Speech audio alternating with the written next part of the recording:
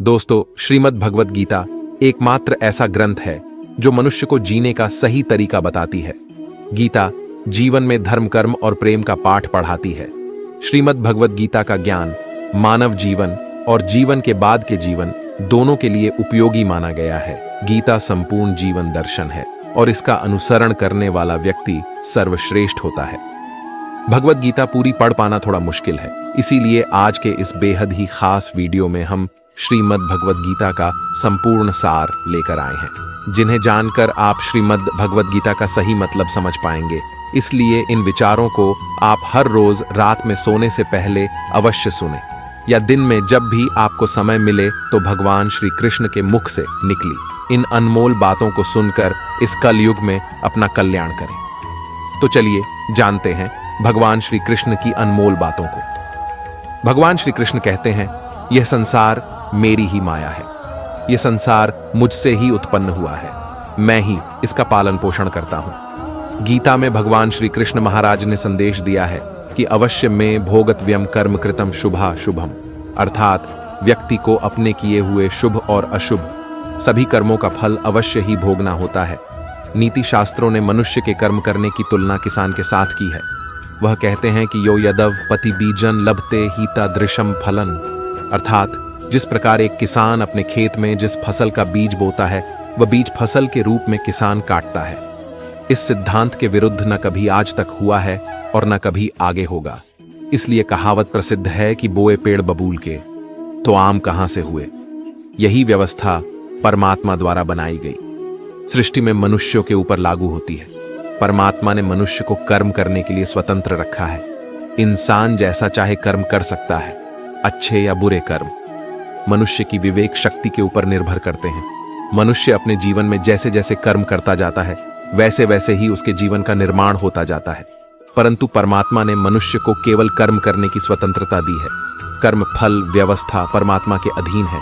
जैसे कर्म किए हैं वैसा ही फल मिलेगा, यह निश्चित है, क्योंकि परमात्मा न्यायकारी है।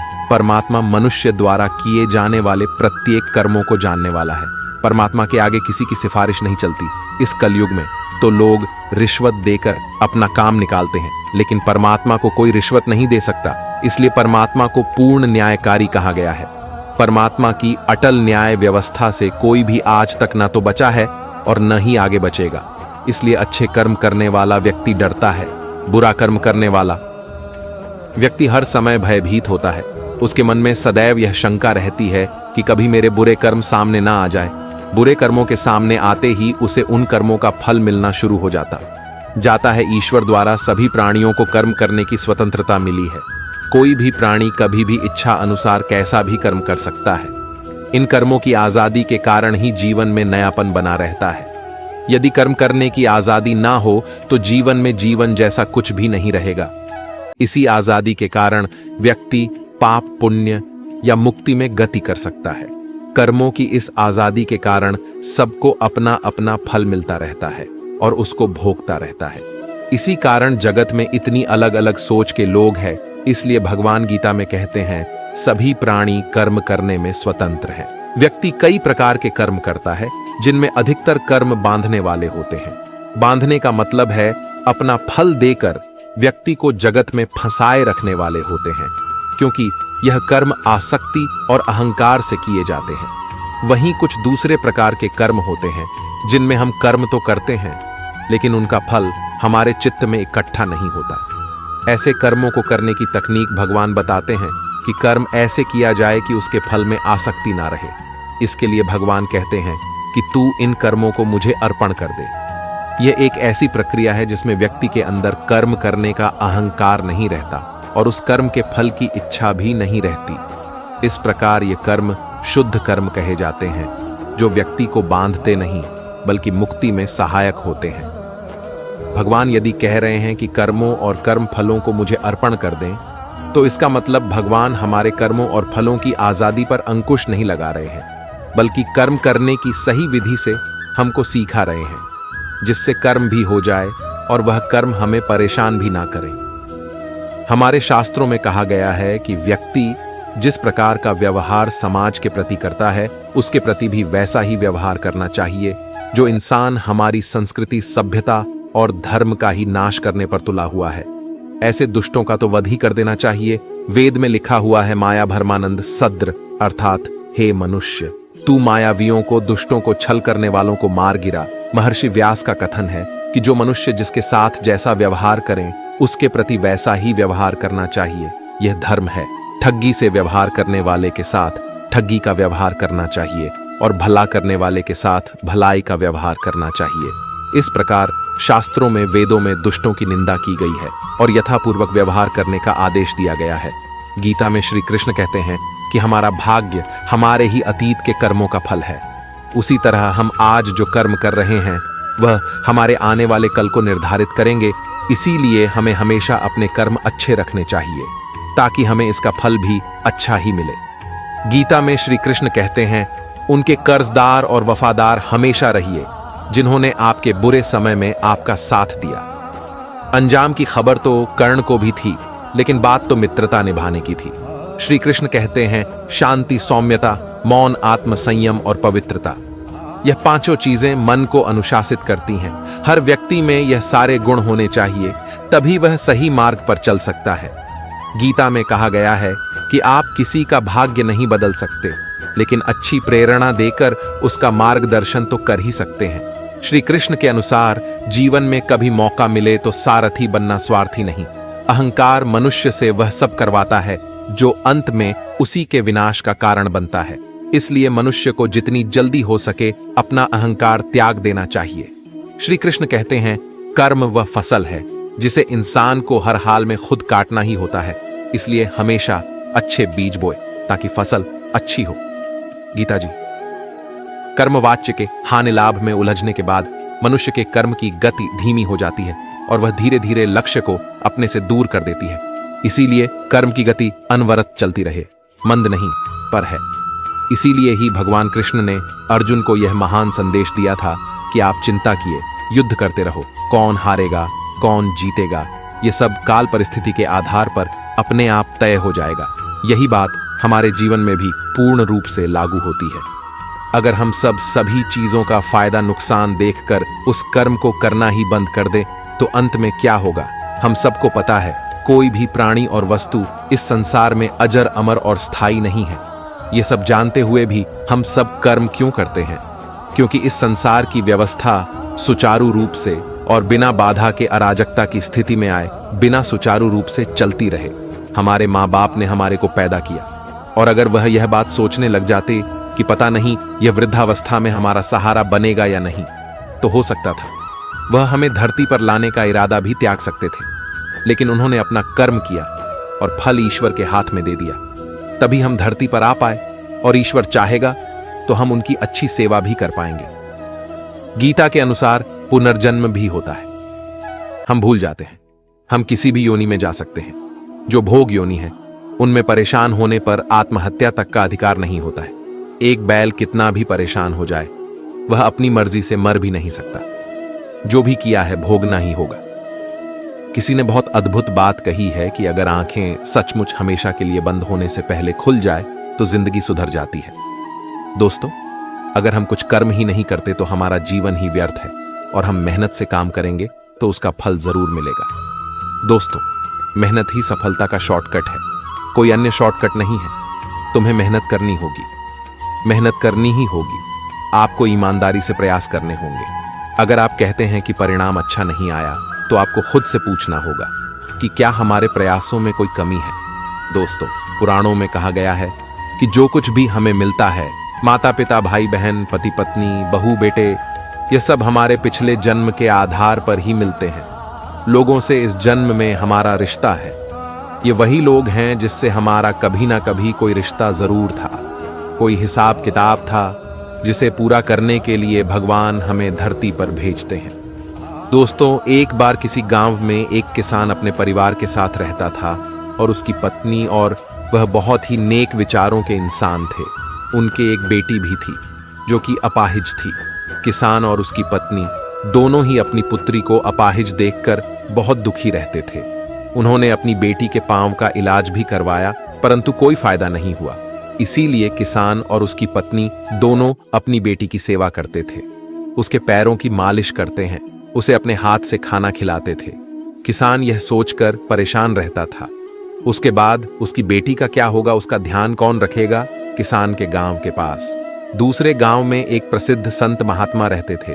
किसान अपनी पत्नी के साथ उन संत महात्मा की सेवा करने जाते थे और उनके उपदेश सुनते थे और वहां पर आए हुए लोगों की सेवा करते थे।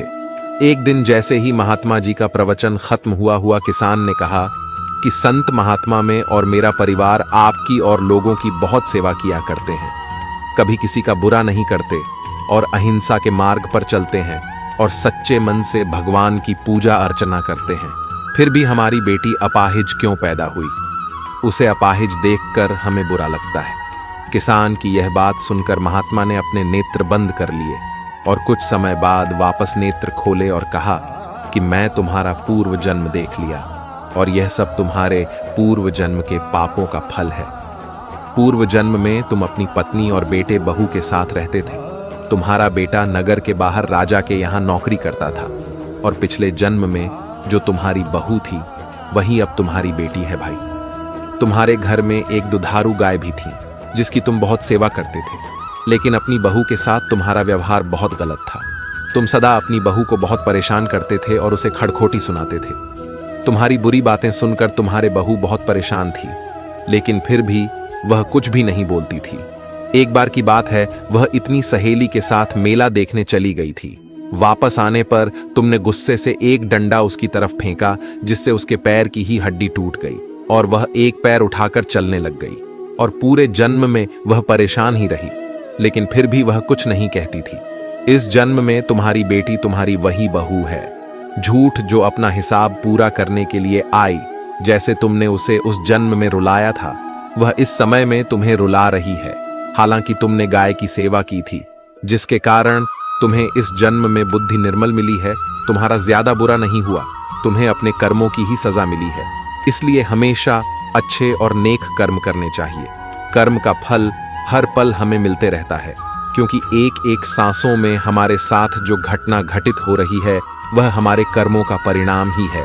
कर्म के कारण ही हम सांस ले पा रहे हैं।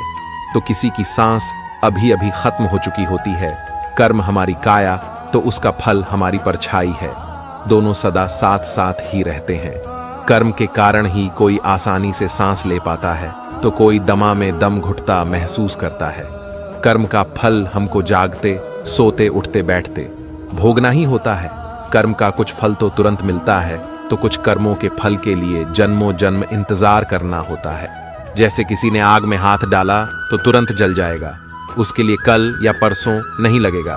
किंतु अपने यदि किसी का खून किया है, किसी को बेतहाशा तंग किया है, तो हो सकता है उसी जन्म में इसका फल ना मिले, लेकिन देर सबेर जरूर इसका दुष्परिणाम आपको भुगतना होगा ही। इसके फल से कोई बच नहीं सकता, चाहे ईश्वर का अवतार भगवान राम ही क्यों ना हो। उन्होंने भी बाली को छुपकर मारा था। उसके परिणाम में उन्हें श्री कृष्ण अवतार में उसी बाली के हाथों मरे जो शिकारी रूप में आया था। इसी प्रकार यदि आपने किसी की मदद की है तो ईश्वर वह मदद आप तक किसी न किसी माध्यम से कई गुना करके लौटा देंगे। ना अच्छा कर्म मिटता है ना बुरा कर्म, यहां तक कि हमें मानसिक कर्मों की सजा भी मिलती है। इसलिए कहा जाता है जैसे गाय का बच्चा हजारों गायों की संख्या में भी अपनी मां को ढूंढ लेता है, वैसे ही कर्म अपने कर्ता को भी हर हॉल में ढूंढ लेता है। अपने किसी का लिया पैसा नहीं लौट आया तो किसी जन्म में उसके नौकर या पालतू जानवर बनकर उसकी सेवा और चाकरी करेंगे, पर हिसाब तो पूरा होकर रहेगा। किसी का भला चाहा है तो वह भी आपकी किस्मत के कांटे कब दूर कर दगा आप समझ ही नहीं पाएंगे। अतः सेवा, दान, परोपकार जैसे पुण्य कर्म हमारे कर्म बंधनों को काटती है। इसलिए शास्त्रों में सत्कर्म करने पर जोर दिया गया है, क्योंकि अंततः हमारा उद्देश्य सभी कर्म बंधनों से मुक्त होना ही है। और जब हम कर्म का सिद्धांत समझेंगे तभी इस चक्रव्यूह से बाहर आ पाएंगे। हर कर्म का फल अलग अलग मिलता है, अर्थात बुरे कर्म के फल अच्छे कर्म के फल से निरस्त नहीं होते। कुछ कर्मों जैसे दैनिक दिनचर्या के कर्मों के फल तो साथ के साथ ही मिल जाते हैं, परंतु कुछ कर्मों के फल संचित हो जाते हैं और कुछ समय पश्चात इसी जन्म में या आने वाले जन्मों में प्रारब्ध के रूप में मिलते हैं। वर्तमान में किए जा रहे कर्म क्रियमाण कर्म कहलाते हैं। ऐसे क्रियमाण कर्म जिनके फल साथ के साथ नहीं मिलते, वे संचित कर्म कहलाते हैं और संचित कर्म प्रारब्ध के रूप में विभिन्न योनियों में भोगे जाते हैं और क्रमशः निरस्त होते जाते हैं। सबसे अंत में जीव पुनः बचे हुए कर्मों को प्रारब्ध के रूप में लेकर मनुष्य योनि में आता है।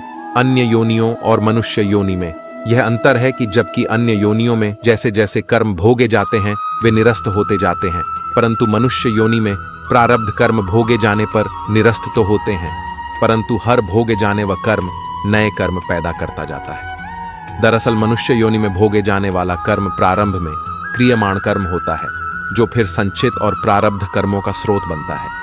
इस प्रकार यह चक्र युग युगांतर तक चलता रहता है, जब तक जीव को मोक्ष की प्राप्ति नहीं हो जाती, अर्थात जब तक वह जन्म मरण के चक्र से छूट नहीं जाता।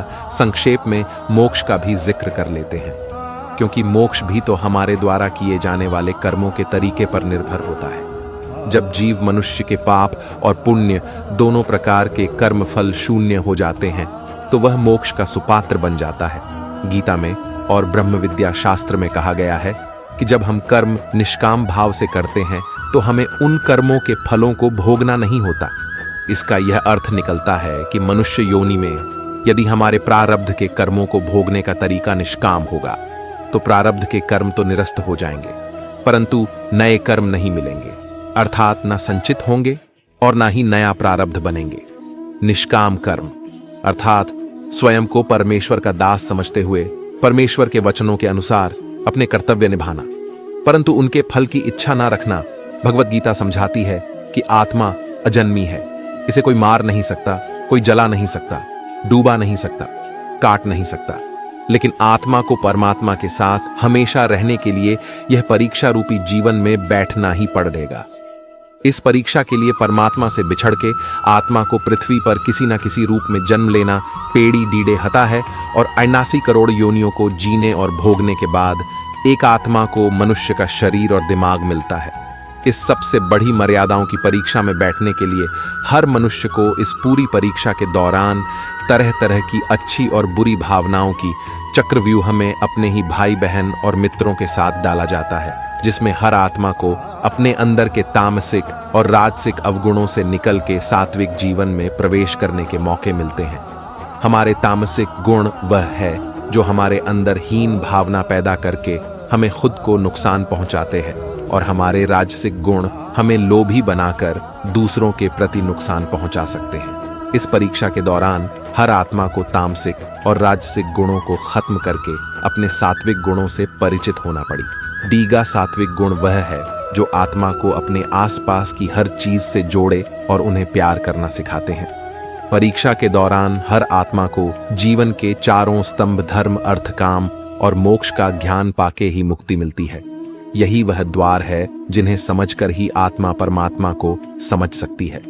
पहला द्वार धर्म का है और शेर इसका प्रतीक है।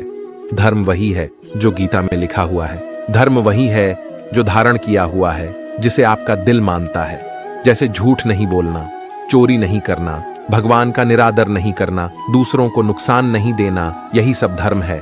और हर आत्मा को अपने जीवन काल में हर समय धर्म का पालन करना होगा और उसकी रक्षा करनी होगी। दूसरा द्वार अर्थ का है और घोड़ा इसका प्रतीक है। हर आत्मा अपने हर जीवन काल में अपने पृथ्वी पर होने का अर्थ या मूल कारण समझेगी। इस जिंदगी में भोगने वाली चीजें और रिश्तों का आनंद लेगी। अच्छा बेटा और अच्छी बेटी, अच्छा भाई या अच्छी बहन, अच्छा पति या अच्छी पत्नी बन के हर दुनियावी रिश्ते पर खड़ उतरेगी और इस परीक्षा को पास करेगी। तीसरा द्वार काम का है। भगवत गीता समझती है कि हर मनुष्य के अंदर काम, क्रोध, लोभ, मोह, अहंकार और ईर्ष्या जैसी 6 भावनाएं हमें अपने और दूसरों के प्रति नुकसान पहुंचा सकती है। इन भावनाओं को हर मनुष्य को हमेशा अपने नियंत्रण में रखना होगा, क्योंकि इनके बहाव में किया हुआ कोई भी काम हमारे जीवन भर की परेशानी का कारण बन सकता है और एक आत्मा संतोष और सादगी से इन भावनाओं पर हमेशा के लिए विजय पा सकती है। चौथा स्तंभ मोक्ष का है और हाथी इसका प्रतीक है। इस परीक्षा रूपी जीवन में हर मनुष्य हर समय कुछ इच्छाएं रखता है। कुछ इच्छाएं एक ही जन्म काल में पूरी हो जाती है, पर कुछ अधूरी रह जाती है और उनके पूरा होने के लिए आत्मा को वापस पृथ्वी पर आना पड़ता है। भगवत गीता समझाती है कि हमारी इच्छाएं ही मूल कारण हैं हमारे पृथ्वी पर वापस आने का, और अगर हम कोई भी इच्छा ना रखें तो हम इस जीवन और मृत्यु से मुक्त हो सकते हैं। यह द्वार माफी का भी है। जिन्होंने आपके साथ बुरा किया उनको माफ करके, और जिनसे आपने बुरा किया उनसे माफी मांग के मुक्ति पाई जा सकती है। जब तक आत्माएं इन चारों दरवाजों धर्म, अर्थ, काम और मोक्ष को समझ नहीं लेती, तब तक इस आत्मा को बार बार मनुष्य के रूप में आना ही पड़ ढेगा। परीक्षा का समय खत्म होते ही आत्मा शरीर और अन्य सब वस्तुओं का त्याग कर देती है। जो भी संसार में रहकर बनाया वो अब किसी और होगा, और आत्मा अपने कर्मों के फैसले के लिए चली जाती है। आत्मा के अच्छे बुरे कर्मों का हिसाब होता है। अपने अच्छे कर्मों के लिए आत्मा कुछ वक्त के लिए स्वर्ग और दुष्कर्म के लिए नरक चली जाती है। नरक में आत्मा को अपने पापों के अनुकूल सजाएं मिलती हैं, पर सजा खत्म होने के बाद आत्मा को फिर से एक नया शरीर और नया दिमाग मिलता है। इस परीक्षा में फिर से बैठने के लिए, और हर परीक्षा में वही सब फिर दोहराया जाएगा। जिंदगी के 4 स्तंभ धर्म, अर्थ, काम और मोक्ष को समझने के लिए हर जन्म में अपने कई जन्मों के कर्मों के हिसाब से हर आत्मा को कभी अच्छे तो कभी बुरे हालातों से जाना पड़ी डकता है। लेकिन जब तक आत्मा परमात्मा के साथ योग को नहीं समझ लेती, तब तक वह मुक्ति नहीं पा सकती। भगवत गीता समझाती है कि मनुष्य अपने शरीर, दिमाग या दिल से भगवान को पा सकता है। शरीर द्वारा किए कर्मों के माध्यम से परमात्मा को पाने को कर्म कहते हैं। ऐसे कर्म जो परमात्मा की इच्छा से हो और दूसरों के कल्याण के लिए हो।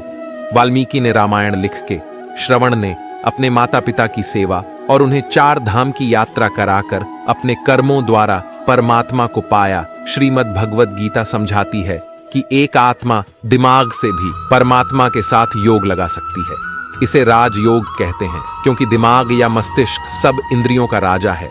एक मनुष्य अपनी आस्था, शवास प्रणाली, अभ्यास, साधना और तपस्या से परमात्मा को इस योग के रास्ते पा लेता है। इस योग को समझने के लिए हमें अपने अंदर यानी चक्र और कुंडलिनी को समझना पड़ी ढेगा। आत्मा मस्तिष्क से ध्यान लगाकर परमात्मा के साथ योग लगा सकती है। शंकराचार्य, स्वामी परमहंस, स्वामी विवेकानंद और उनके जैसे कई योगी इस योग के रास्ते परमात्मा के साथ संधि लगा पाए। परमात्मा भगवत गीता में कहते हैं कि अगर किसी आत्मा को धर्म ना भी समझ आए, योग ना भी समझ आए, पर अगर वह मेरी शरण में आ जाए तो मैं उसके सारे पाप माफ कर देता हूं। परमात्मा को ऐसी दिल की गहराइयों से पुकार के पाने को भक्ति योग कहते हैं। हमेशा अच्छे कर्म करने चाहिए, क्योंकि कर्म वह फसल है जिसे इंसान को हर हाल में काटना ही होता है। जैसे आपके कर्म होंगे वैसे ही उनके परिणाम या फल भी होंगे। कर्मों का गणित सीधा और सरल है। कर भला तो हो भला कर, बुरा तो हो बुरा। मनुष्य जिस रूप में ईश्वर को याद करता है भी उसे उसी रूप में दर्शन देते हैं। अपनी ऊर्जा को चिंता करने में खत्म करने से बेहतर है इसका उपयोग समस्याओं का समाधान ढूंढने में किया जाए। बुराई को देखना और सुनना ही बुराई की शुरुआत है।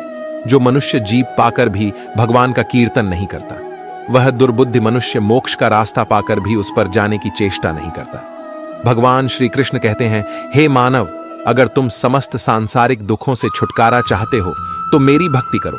जो मेरी भक्ति नहीं करता है वह ना तो इस जीवन में और ना ही जीवन के बाद के जीवन में शांति को प्राप्त कर पाता है। बुरे कर्म करने वाले सबसे नीच व्यक्ति जो राक्षसी प्रवृत्तियों के होते हैं और जिनकी बुद्धि माया ने हर ली है, वह मेरी पूजा करने या मुझे पाने का प्रयास कभी नहीं करते। अपने आप को भगवान के प्रति समर्पित कर दो, यही सबसे मोटा सहारा है। जो कोई भी सहारे को पहचान गया है वो डर, चिंता और दुखों से मुक्त रहता है। भगवान पर विश्वास उस बच्चे की तरह करो जिसे हवा में उछालो तो वह हंसता है, डरता नहीं है, क्योंकि वह जानता है कि आप उसे गिरने नहीं देंगे। श्री कृष्ण कहते हैं, यदि मेरा भक्त मौन होकर सब सुन रहा है तो स्मरण रखिए, उसके मौन और विश्वास का उत्तर मैं स्वयं देता हूं। सिर्फ उस एक के सामने झुको, वह हर किसी के सामने तुम्हें कभी झुकने नहीं देगा।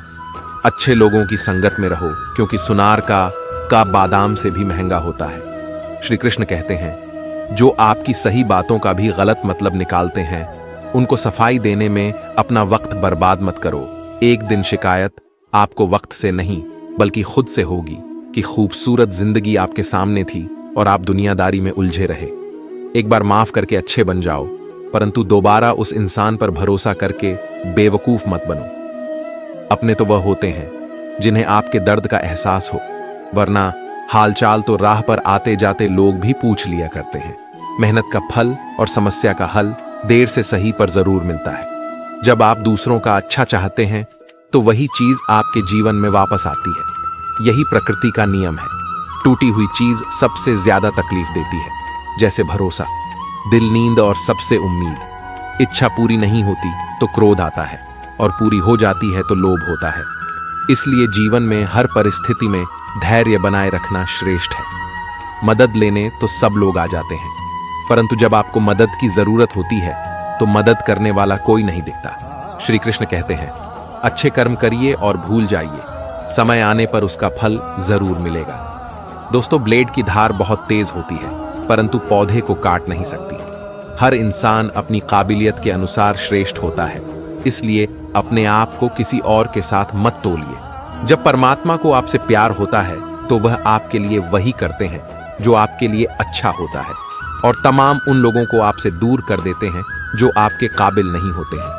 अपनी समस्याओं को कभी किसी के साथ शेयर मत कीजिए, क्योंकि ज्यादातर लोग आपकी उन समस्याओं की परवाह नहीं करते और बाकी के लोग खुश हो जाएंगे कि आपके पास यह समस्याएं हैं। श्री कृष्ण कहते हैं, अगर कोई आपकी कीमत ना समझ सके तो निराश मत होना, क्योंकि छोटे व्यापारी को हीरे की परख नहीं होती। मौन और मुस्कान, यह दो शक्तिशाली उपकरण है। मौन कई समस्या को हल करने का एक तरीका है, और मुस्कान कई समस्याओं से बचने का।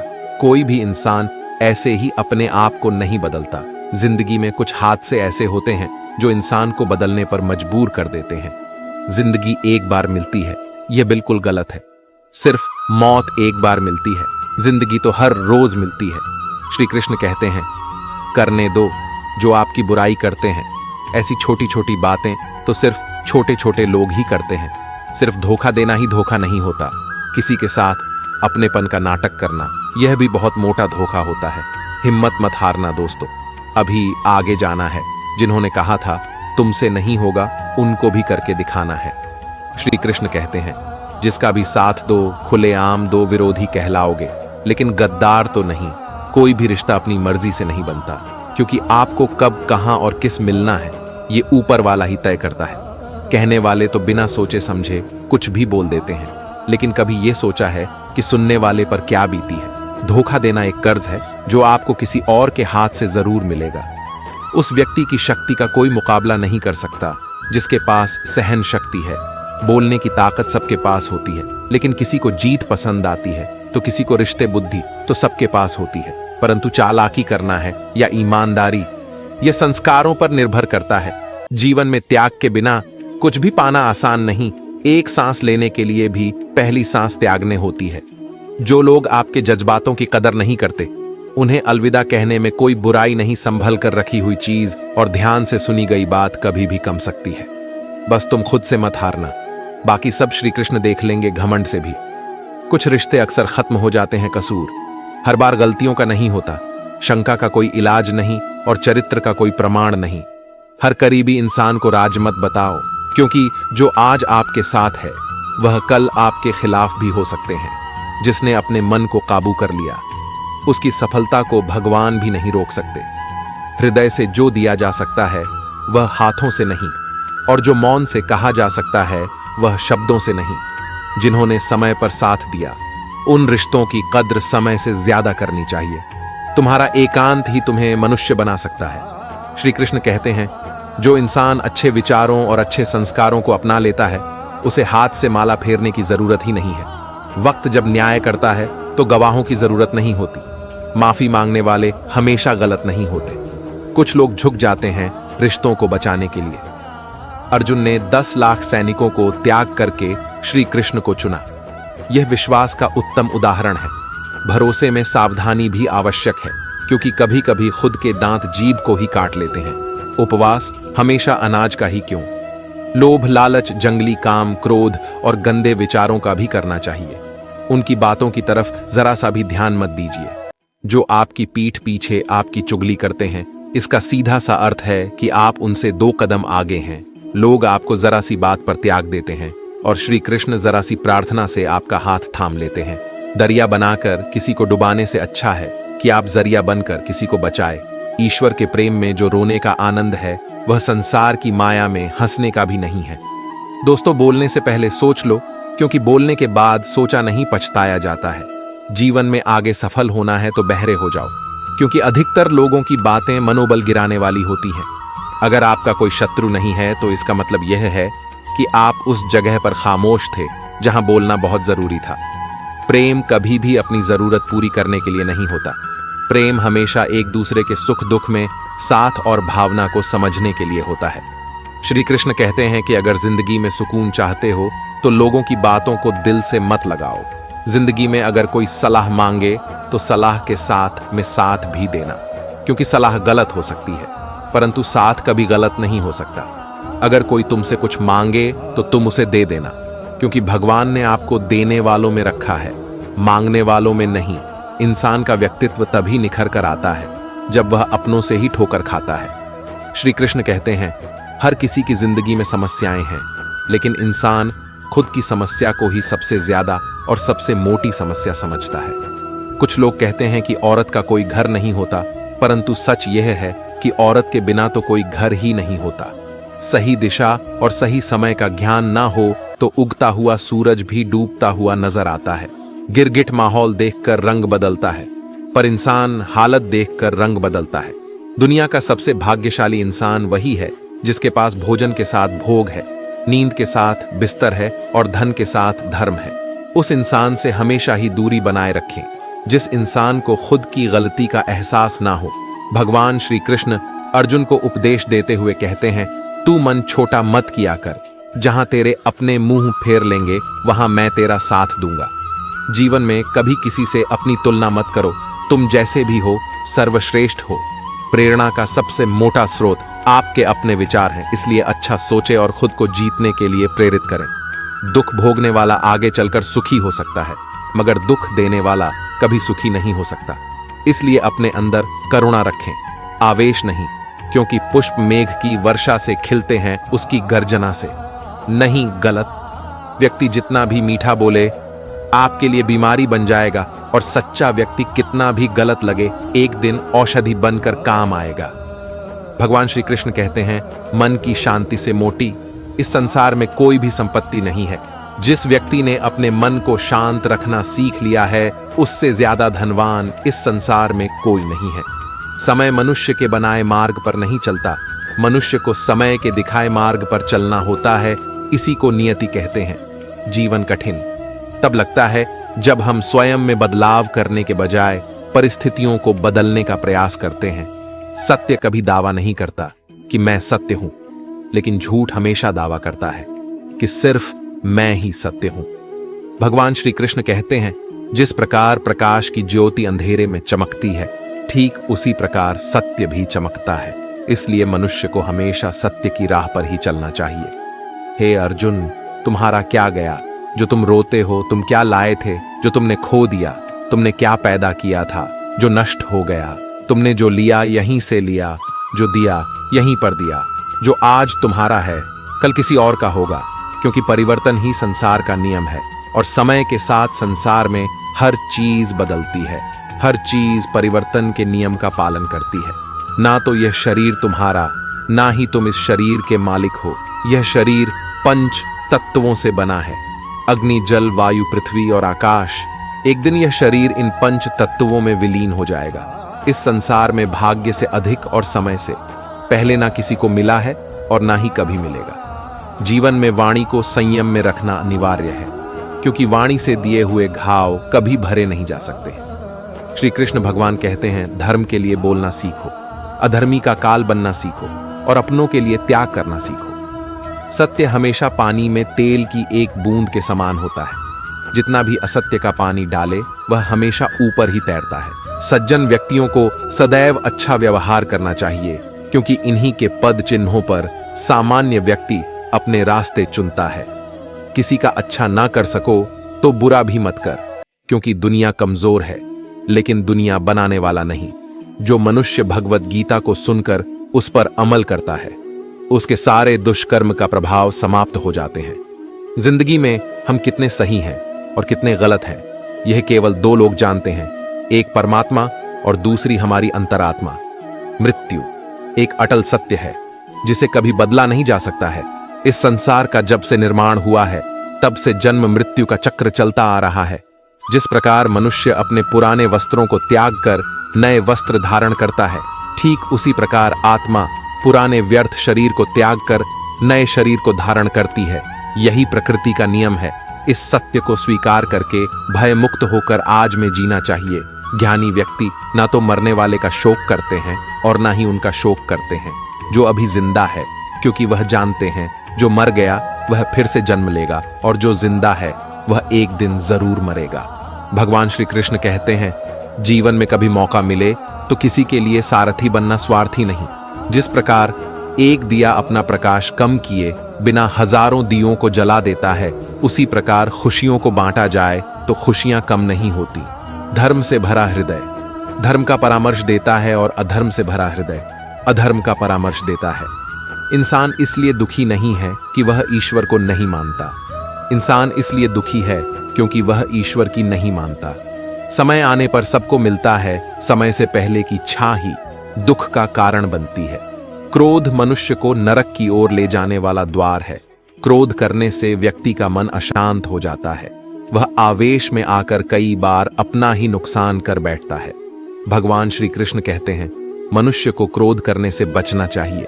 चाहे कितना भी गुस्सा क्यों ना आए, स्वयं को शांत रखने का प्रयास करना चाहिए। इस संपूर्ण संसार में कोई भी व्यक्ति महान नहीं जन्मा होता है, बल्कि उसके कर्म उसे महान बनाते हैं। सही कर्म वह नहीं है जिसके परिणाम हमेशा सही हो, अपितु सही कर्म वह है जिसका उद्देश्य कभी गलत ना हो। इंसान हमेशा अपने भाग्य को कोसता है, यह जानते हुए भी कि भाग्य से भी ऊंचा उसका कर्म है जो उसके स्वयं के हाथों में है। इस संसार में आज जो तुम्हारे पास है, कल वह किसी और का था, परसों वह किसी और का होगा। तुम यहाँ खाली हाथ आए थे और खाली हाथ ही जाओगे। जो बीत गया उस पर दुख क्यों करना, और जो है उस पर अहंकार क्यों करना, और जो आने वाला है उसका मोह क्यों करना। प्रत्येक बुद्धिमान व्यक्ति को क्रोध और लोभ त्याग देना चाहिए, क्योंकि इससे आत्मा का पतन होता है।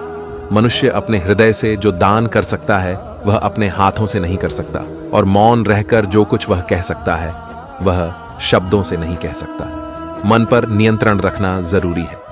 मनुष्य का मन वायु की तरह चंचल है।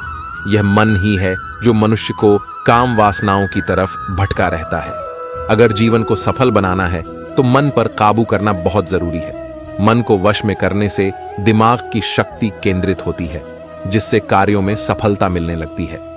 गीता के अनुसार जिस व्यक्ति ने अपने मन पर काबू पा लिया, वह मन में पैदा होने वाली बेकार की चिंताओं और इच्छाओं से भी दूर रहता है।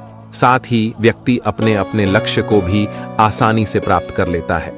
अगर मन को वश में नहीं करोगे तो वह तुम्हारा सबसे बड़ा शत्रु बन जाएगा। किसी भी व्यक्ति को ना तो समय से पहले और ना ही भाग्य से अधिक कुछ मिलता है, लेकिन उसे पाने के लिए सदैव प्रयत्नशील रहना चाहिए। हमेशा शक करने वाला व्यक्ति कभी शांति प्राप्त नहीं कर पाता है, इसलिए संदेह करने से बचे। अधिक संदेह करने से मन की शांति भंग हो जाती है और व्यक्ति भ्रमित होकर अपने संबंधों को नष्ट कर डालता है।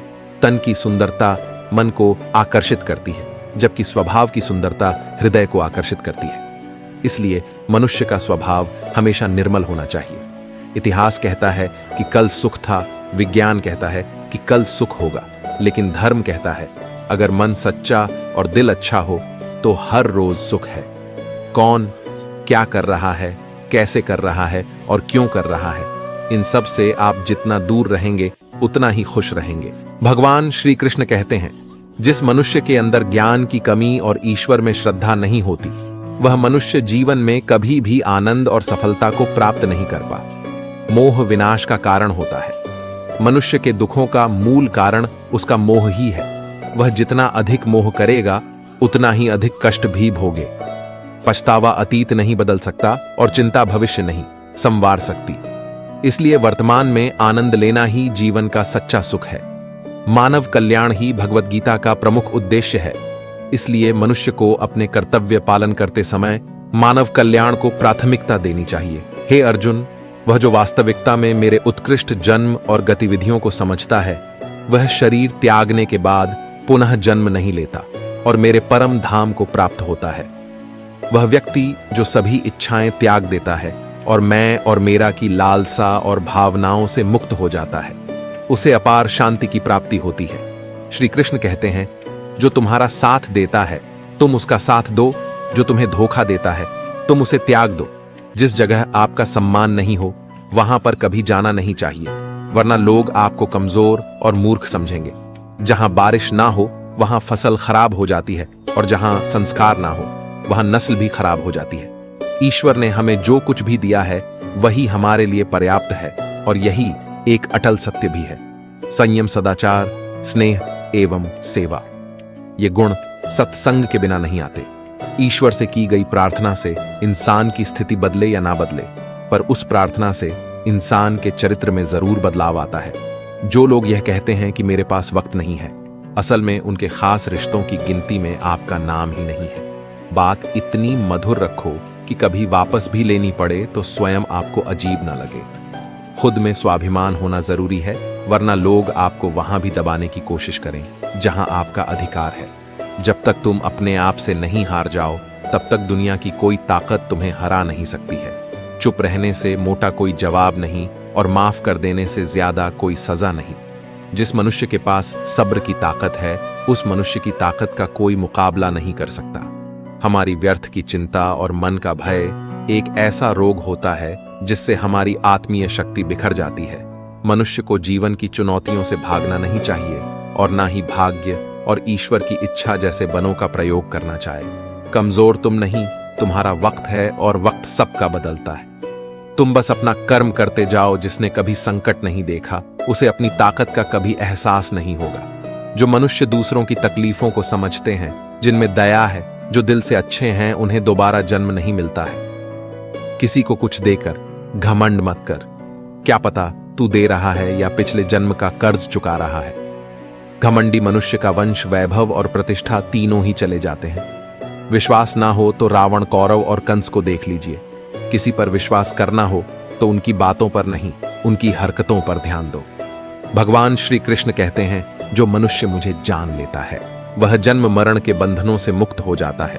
जो भाग्य में है वह भाग कर आएगा और जो भाग्य में नहीं है वह आकर भी भाग जाएगा। जैसे हवा के झोंके नाव को भटका देते हैं, वैसे ही मनुष्य की इच्छाएं बुद्धि को भटका देती हैं। जो मनुष्य सुख और दुख में, मान और अपमान में शांति रहता है, वह मनुष्य मुझे अति प्रिय है।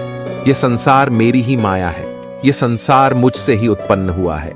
मैं ही इसका पालन पोषण करता हूं और मैं ही इस सृष्टि का विनाश भी करता हूं। मैं भूत, वर्तमान और भविष्य के सभी प्राणियों को जानता हूं, लेकिन वास्तविकता में मुझे कोई नहीं जानता। मैं ऊष्मा देता हूं, मैं वर्षा करता हूं और रोकता भी हूं। मैं अमृतत्व भी हूं और मृत्यु भी। मेरे लिए ना कोई घृणित है और ना प्रिय। किंतु जो व्यक्ति भक्ति के साथ मेरी पूजा करते हैं वह मेरे साथ हैं और मैं भी उनके साथ हूं। ईश्वर की शक्ति मनुष्य के होश, भावनाएं और मन की गतिविधियों के माध्यम से सदा उसके साथ रहती है। समझदार व्यक्ति जब संबंध निभाना बंद कर देता है तो समझ लेना चाहिए उसके आत्मसम्मान को कहीं ना कहीं ठेस अवश्य पहुंची है। प्रेम सदैव माफी मांगना पसंद करता है और अहंकार सदैव माफी सुनना पसंद करता है। कर्म ही तुम्हारी पहचान है, वरना एक नाम के यहाँ हजारों इंसान हैं। अच्छे कर्म करने के बावजूद भी लोग केवल तुम्हारी बुरी बात ही याद रखेंगे। इसलिए लोग क्या कहते हैं इस पर कभी ध्यान मत दो। जितना हो सके खामोश ही रहना अच्छा है, क्योंकि सबसे ज्यादा गुनाह इंसान से उसकी जुबान ही करवाती है। किसी को धोखा देना एक कर्ज है जो आपको किसी और के हाथों एक दिन जरूर मिलेगा। एक अच्छी नजर वही है जो सिर्फ अपनी कमियों और दूसरों के गुणों को तलाश करती है। कभी उस व्यक्ति पर भरोसा मत करो जो वक्त के साथ अपना स्वभाव बदल लेता है। सबको अपना जीवन बदलने के लिए समय मिलता है, परंतु समय बदलने के लिए दोबारा जीवन नहीं मिलता। जो होने वाला है वह होकर रहता है और जो नहीं होने वाला है वह कभी नहीं होता। ऐसा निश्चय जिनकी बुद्धि में होता है उन्हें चिंता कभी नहीं सताती। अच्छी नीयत से किया गया काम कभी व्यर्थ नहीं जाता और उसका फल आपको जरूर मिलता है। जीवन में सबसे मोटी गलती वही होती है जिस गलती से हम कुछ सीख नहीं पाते हैं। तुम आज जो भी कर्म कर रहे हो उसका फल तुम्हें कल प्राप्त होगा, और आज जो तुम्हारे पास है वह तुम्हारे द्वारा किए गए पिछले कर्मों का ही फल है। जो मनुष्य श्रद्धा भाव से मेरी भक्ति करता है, मैं उसे वह हर चीज देता हूं जो उसके पास नहीं है, और जो उसके पास है मैं उसकी रक्षा भी करता हूं। भगवान श्री कृष्ण कहते हैं, सभी तरह के धर्मों का परित्याग करके तुम मेरी शरण में आ जाओ, मैं तुम्हें समस्त पापों से मुक्त कर दूंगा। कोई भी कारण हो, कोई भी बात हो, गुस्सा मत करो, जोर से मत बोलो, मन शांत रखो, विचार करो और फिर निर्णय लो। असली महान आदमी वह होता है जिससे मिलने के बाद कोई खुद को छोटा महसूस ना करे। इंसान की पहचान करनी हो तो सूरज से नहीं, चरित्र से कीजिए, क्योंकि सोना अक्सर लोहे की तिजोरी में ही रखा जाता है। केवल उस इंसान को आपकी आलोचना करने का अधिकार है जो आलोचना के साथ सहायता करने की भी भावना रखता है। वक्त बड़ा अजीब होता है, उसके साथ चलो तो किस्मत बदल देता है, और साथ ना चलो तो किस्मत जिंदगी ही बदल देती है। रोने से इंसान कमजोर बनता है, यह गलत है, बल्कि रो रो कर टूटा हुआ इंसान ही बहुत मजबूत बनता है। जो हमारे पास है उसी में खुश रहना चाहिए, क्योंकि हमारी जैसी जिंदगी जीना भी बहुत से लोगों का सपना होता है। पत्थर भले ही आखिरी चोट से टूटता है, लेकिन पहली चोट कभी बेकार नहीं जाती। उस इंसान पर कभी भरोसा मत करो जिसकी फितरत दुख पहुंचाना या धोखा देना हो। यदि आप चाहते हैं कि सभी आपसे प्रेम करें, तो प्रेम की शुरुआत पहले आपको करनी है, क्योंकि प्रकृति का नियम है, जो बोया है वही निकलेगा। कई बार चीजों को रोके रखना आपको बहुत नुकसान पहुंचा सकता है, इसलिए जो जा रहा है उसे जाने दो। आंसुओं का कोई वजन नहीं होता, लेकिन निकल जाने पर मन हल्का हो जाता है। इंसान कुछ गलत करके सबकी नजरों में धूल झोंक सकता है, लेकिन भगवान सबका हिसाब रखते हैं। अपनी ईमानदारी और सामने वाले की गलतियों को कभी ना समझाए। एक दिन सच्चाई समय के साथ अपने आप समझा देगी। ईश्वर का बनाया हुआ एक पौधा जिसके नीचे एक अमीर व्यक्ति बैठ सकता है और एक गरीब व्यक्ति भी बैठ सकता है, दोनों को एक जैसी हवा और एक जैसी छाव मिलती है, कोई अंतर नहीं होता। इसका मतलब ईश्वर इस दुनिया के सभी मनुष्यों को एक जैसा देखते हैं।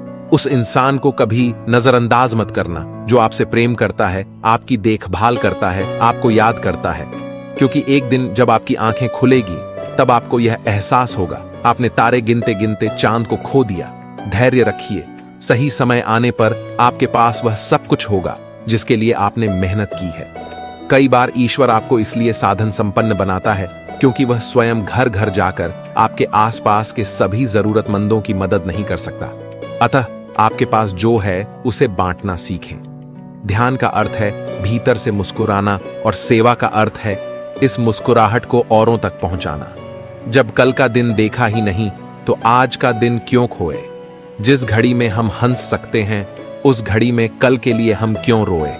भाग्यशाली वह नहीं होते जिन्हें सब अच्छा मिलता है, बल्कि भाग्यशाली तो वे होते हैं जिन्हें जो भी मिलता है उसे वह अच्छा बना लेते हैं। शांति चाह तो दूसरों के काम पर और दूसरों की कमियों पर ध्यान देना बंद कर दीजिए। सिर्फ अपने जीवन पर और अच्छी बातों पर ध्यान दीजिए।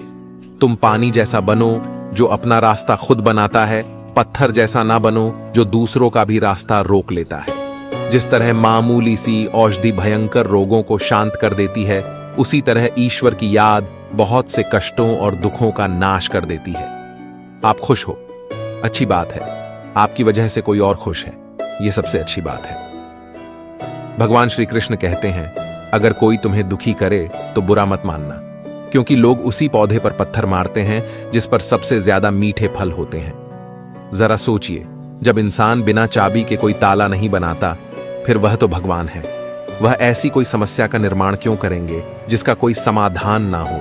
यह रूप, यह धन, यह दौलत, यह छल, यह कपट, यह सब यहीं धरा रह जाएगा।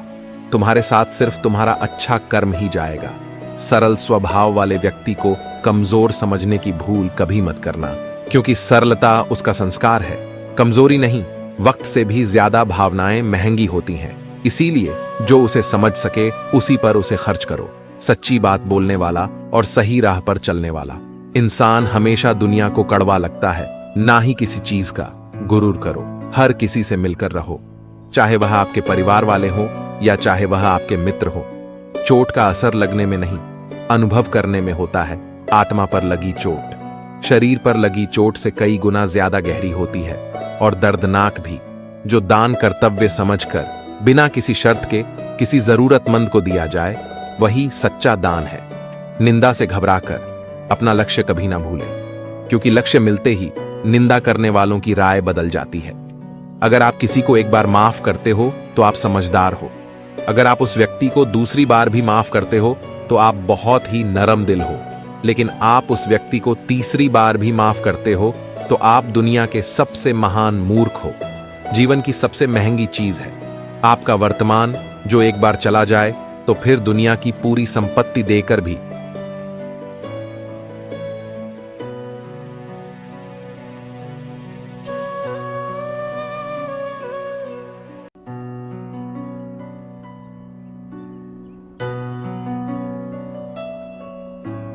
गीता में लिखा है, यदि कोई आपको अच्छा लगता है तो अच्छा वो नहीं, अच्छे आप है, क्योंकि उसमें अच्छाई देखने वाली नजर आपके पास है। सोच और नीयत अच्छी रखिए, फिर आपके कष्ट श्री कृष्ण स्वयं दूर कर देंगे। अपना वो होता है जिसके साथ बातें खुलकर की जा सके, न कि संभल कर। सिर्फ वो लोग आपकी परवाह करते हैं जो आपको तब भी सुन सकते हैं जब आप चुप होते हैं। जिंदगी वो हिसाब है जिसे पीछे जाकर सही नहीं किया जा सकता। इसलिए आज में सुधार करें और पुरानी बातों को अनुभव की तरह इस्तेमाल करें। संकट के समय धैर्य रखना मानो आधी लड़ाई जीत लेना है। दूसरों को समझना बेशक बुद्धिमानी हो सकती है, लेकिन खुद को समझना ही जिंदगी का असली ज्ञान है। जिंदगी बहुत कुछ सिखाती है, थोड़ा हंसाती है, थोड़ा रुलाती है, मगर जो जिंदगी की भीड़ में खुश रहता है, जिंदगी उसी के आगे सिर झुकाती है। तो दोस्तों, यह वीडियो यहीं पर समाप्त होती है। आशा करते हैं कि आपने इस वीडियो से बहुत कुछ सीखा होगा। मिलते हैं एक नई वीडियो के माध्यम से। तब तक के लिए अपना ख्याल रखिएगा। जय श्री कृष्णा।